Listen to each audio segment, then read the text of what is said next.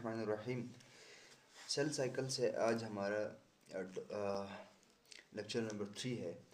अच्छा, इंटरफेस को हमने कंप्लीट किया था। आज हमारे पास नेक्स्ट फेस है जिसको हम कहेंगे माइटोसिस या एम फेस या डिवाइडिंग फेस। तो याद रखें हमारे पास नेक्स्ट जो है वो है माइटोसिस। ठीक है, माइटोसिस क्या चीज़ है, माइटोसिस हम किसको कहते हैं, माइटोसिस क्या होगी। याद रखें ये हमने पहले भी डिस्कस किया है कि माइटोसिस इज़ एक्चुअली ये एक है डिवाइडिंग फेस। ये क्या है, डिवाइडिंग फेस है, यानी जिसमें सेल डिवाइड होगा। ये डिवाइडिंग फेस है जिसमें सेल क्या होगा, डिवाइड होगा, यानी सेल एक से दो बन जाएगा। तो इसीलिए हम इसको डिवाइडिंग फेस भी कहते हैं, माइटोटिक फेस भी कहते हैं। सिंपल ये हमारे पास माइटोसिस का प्रोसेस भी है। तो before going to discuss mitosis हम थोड़ी सी इसकी इंट्रोडक्शन देखते हैं कि माइटोसिस क्या चीज़ है, माइटोसिस क्या बला है, माइटोसिस कहाँ से आई, क्या चीज़ है। ठीक है, तो देखो हमारे पास एक साइंटिस्ट था 1888 के अंदर, 1888 के अंदर, ठीक है, कि एक साइंटिस्ट जो कि एक जर्मन बायोलॉजिस्ट था। ठीक है, एक जर्मन बायोलॉजिस्ट गुजरा है। ठीक है, अच्छा, जिसका नाम था वेल्डर फ्लेमिंग। ठीक है, बायोलॉजिस्ट जिसका नाम क्या था, वेल्डर फ्लेमिंग। अच्छा, उसने क्या देखा, उसने एक ऑब्जर्वेशन की, उसने एक एक्सपेरिमेंट किया। उसने देखा कि किस चीज़ को ऑब्जर्व किया, तो उसने ऑब्जर्व किया एक न्यूक्लियस को। किस चीज़ को ऑब्जर्व किया, observe nucleus of dividing face. एक उसने डिवाइडिंग सेल था, ठीक है, उसके न्यूक्लियस को ऑब्जर्व किया, न्यूक्लियस ऑफ डिवाइडिंग सेल। एक सेल जो डिवाइड हो रहा था उसके किस चीज़ को देखा, न्यूक्लियस को देखा। ठीक है, उसने जब ऑब्जर्व किया तो उसने देखा कि ये जो सेल का जो न्यूक्लियस है ये मुख्तलिफ स्टेजेस से गुजर रहा है। ये जो न्यूक्लियस है उसने कहा कि इट पॉज मैनी स्टेजेस, बहुत सारे स्टेजेस से गुजर रहा है। ठीक है, ये जो न्यूक्लियस, जो डिवाइडिंग सेल का जो न्यूक्लियस था, इट पॉसेस, ठीक है, मैनी स्टेजेस, बहुत सारे स्टेजेस से गुजर रहा था। ठीक है, तो फिर इन स्टेजेस को उसने कलेक्टिवली एक नाम दिया। उसने कहा कि इसको हम क्या कह सकते हैं, इसको हम माइटोसिस का नाम देंगे। उसने कहा कि इसको हम किस चीज़ का नाम देंगे, उसने कहा इसको हम माइटोसिस का नाम देंगे। ठीक है, तो इस साइंटिस्ट ने देखो एक डिवाइडिंग सेल लिया और उसके न्यूक्लियस को जब ऑब्जर्व किया तो उसने देखा कि ये बहुत सारे स्टेजेस से गुजर रहा है, डिफरेंट किस्म के। जैसे हमने सेल साइकिल की डिफिनीशन में कहा था कि ये हमारे पास सीरीज़ ऑफ इवेंट्स है, हर स्टेज पे नई चीज़ सामने आती है। तो यहाँ पे भी ये जो न्यूक्लियस है बहुत सारे स्टेजेस से गुजर रहा था, तो उसने इन सारे स्टेजेस को कलेक्टिवली एक ही नाम दिया कि इसको हम क्या कह सकते हैं, इसको हम माइटोसिस का प्रोसेस कह सकते हैं। ठीक है, अब माइटोसिस की हम थोड़ी सी डिफिनीशन देखते हैं कि माइटोसिस हम किसको कहेंगे, क्या बला है, ये किस चीज़ का नाम है। ठीक है, तो याद रखें mitosis is a type of cell division. ये क्या है, एक टाइप ऑफ सेल डिवीजन है। ये सेल डिवीजन की एक टाइप है। ठीक है, सेल डिवीजन की एक किस्म है जिसमें हम क्या करेंगे, देखो जिसमें क्या होगा, इन विच, जिसमें अ सेल, जिसमें हमारे पास क्या होगा, एक पेरेंटल सेल, एक पेरेंटल सेल होगा। ठीक है, ये क्या होगा, पेरेंटल सेल डिवाइड, ये डिवाइड होके कितने सेल बनाएगा, इनटू टू डॉटर सेल्स। कितने सेल्स में लाएगा, डिवाइड होके दो डॉटर सेल्स बनाएगा। तो इस प्रोसेस को हम क्या कहते हैं, माइटोसिस का प्रोसेस कहते हैं। ठीक है, जैसे फॉर एग्जांपल हमारे पास ये एक सेल है, ये एक पेरेंटल सेल था। ठीक है, अब इस सेल ने डिवाइड होना है तो ये सेल क्या करेगा, डिवाइड होकर कितने सेल्स बनाएगा, दो सेल्स बनाएगा। एक सेल ये बन गया, एक सेल हमारे पास ये सेल बन गया। ठीक है, सपोज ये दो सेल्स बन गए। ठीक है, अब याद रखें कि ये जो पेरेंटल सेल है और ये डॉटर सेल है, इस सेल को हम कहेंगे ये पेरेंटल सेल है, और इन दोनों को हम कहेंगे ये कौन से सेल्स हैं, डॉटर सेल्स।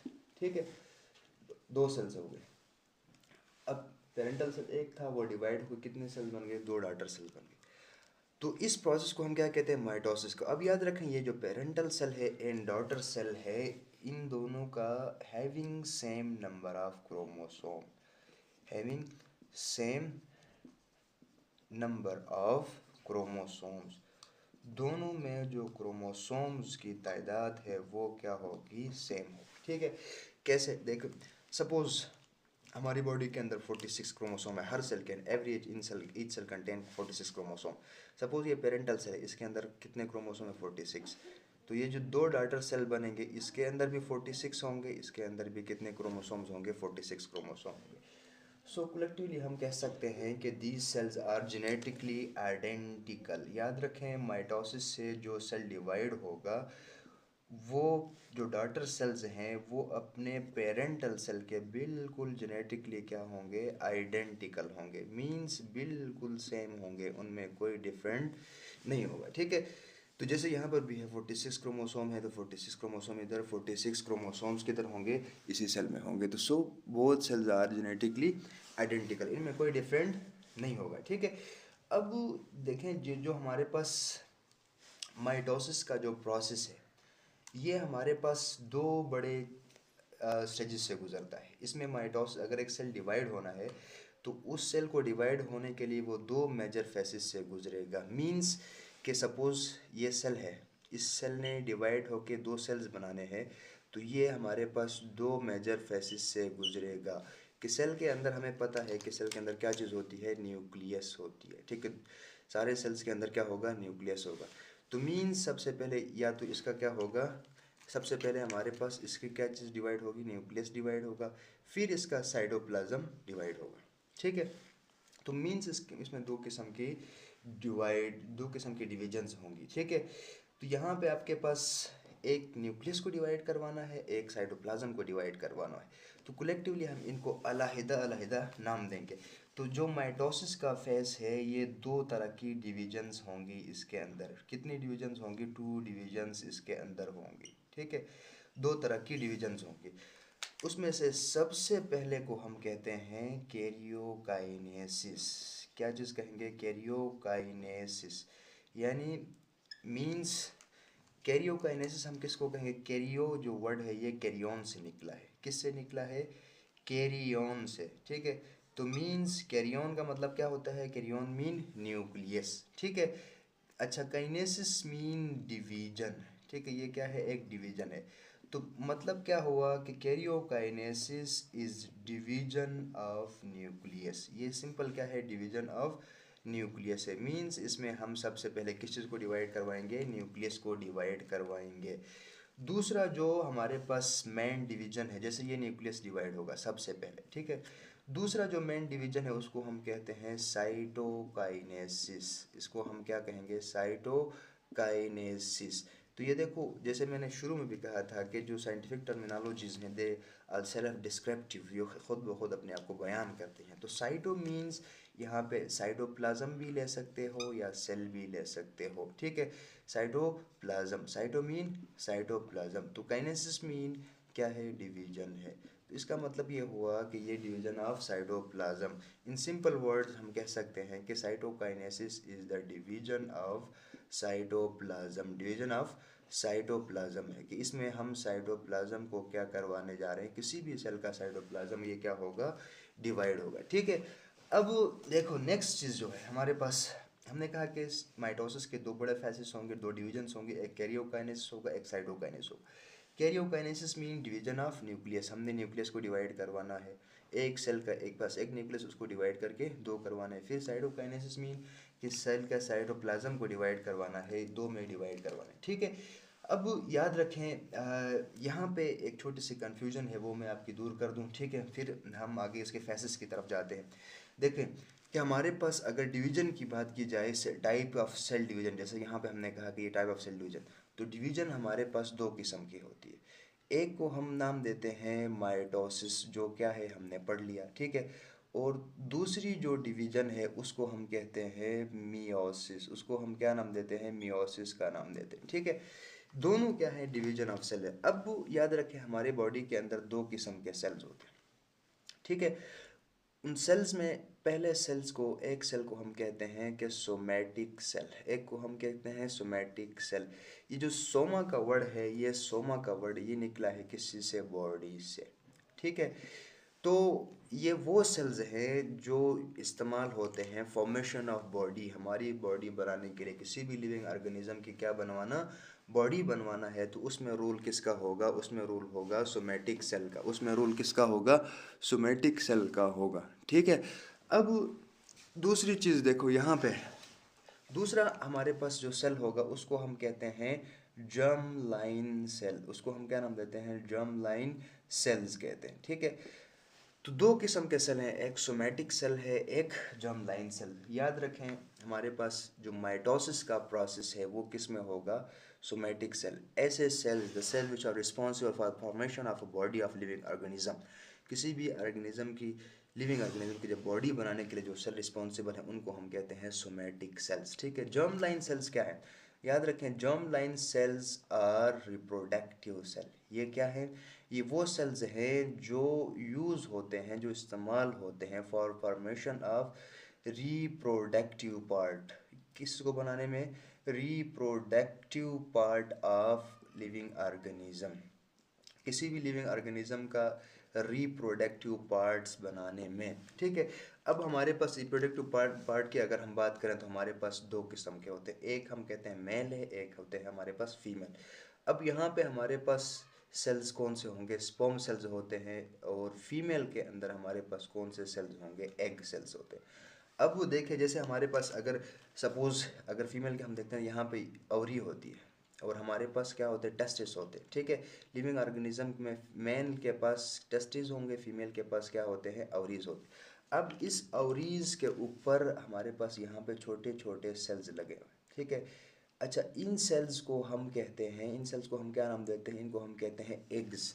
ये हमारे पास जर्म लाइन सेल्स है, ये हमारे पास जर्म लाइन सेल। तो जर्म लाइन सेल्स वो सेल जो गेमेट्स बनाने के काम आए, मेल के अंदर भी फीमेल के अंदर भी। तो यहाँ पे ये जो ओवरी के ऊपर जो सेल्स लगे हुए हैं, ये हमारे पास कौन से सेल्स हैं, जर्म लाइन सेल्स हैं। याद रखें रिप्रोडक्टिव ऑर्गन ही बनाएंगे, अगर इससे ज़्यादा आगे सेल डिवाइड होगा तो फिर ये इसमें मियोसिस नहीं होगी बल्कि क्या होगा, माइटोसिस का प्रोसेस होगा। तो इसी तरह मेल सेल के अंदर हमारे पास स्पर्म एक गैमेट है जिसको हम कहते हैं मेल रिप्रोडक्टिव ऑर्गन में।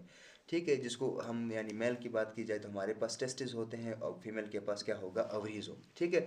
तो इन दोनों को बनाने के लिए जो सेल रिस्पॉन्सिबल हैं वो है जर्म लाइन सेल। याद रखें दे अंडरगोज, ये जर्म लाइन सेल्स हैं, ये undergoes the process of meiosis. इसमें जो डिवीजन होगी उसको हम कहेंगे मियोसिस।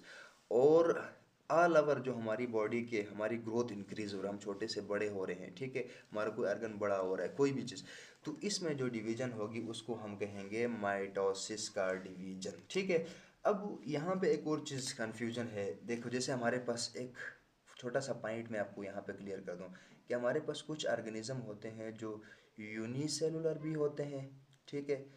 और ये प्रोकैरियोट भी होते हैं, यूनिसेलुलर भी होते हैं और प्रोकैरियोट भी होते हैं। ठीक है। तो अब ऐसे ऑर्गेनिज्म जो यूनिसेलुलर भी हों, प्रोकैरियोट भी। यूनिसेलुलर मीन्स हम किसको कहते हैं, एक सेल जिसमें एक ही सेल होगा। प्रोकैरियोट्स मीन, प्रू हम किसको कहते हैं, प्रू का वर्ड यूज़ होता है बिफोर। वही कैरियोट कैरियन से निकला है, कैरियन का मतलब क्या होता है, न्यूक्लियस। तो ऐसे ऑर्गेनिज्म जिसमें न्यूक्लियस भी नहीं हो और एक ही सेल से बने हो। तो याद रखें जिसमें न्यूक्लियस नहीं होगा वो कभी भी माइटोसिस नहीं कर सकेगा। ठीक है। वो कभी भी माइटोसिस, क्योंकि माइटोसिस के लिए ज़रूरी है कि हमने सबसे पहले किस चीज़ को डिवाइड करवाना है, न्यूक्लियस को डिवाइड करवाना है, जिसको हम कैरियोकाइनेसिस कहते हैं। अब जब न्यूक्लियस ही नहीं है तो उसमें माइटोसिस का प्रोसेस भी नहीं होगा। ठीक है।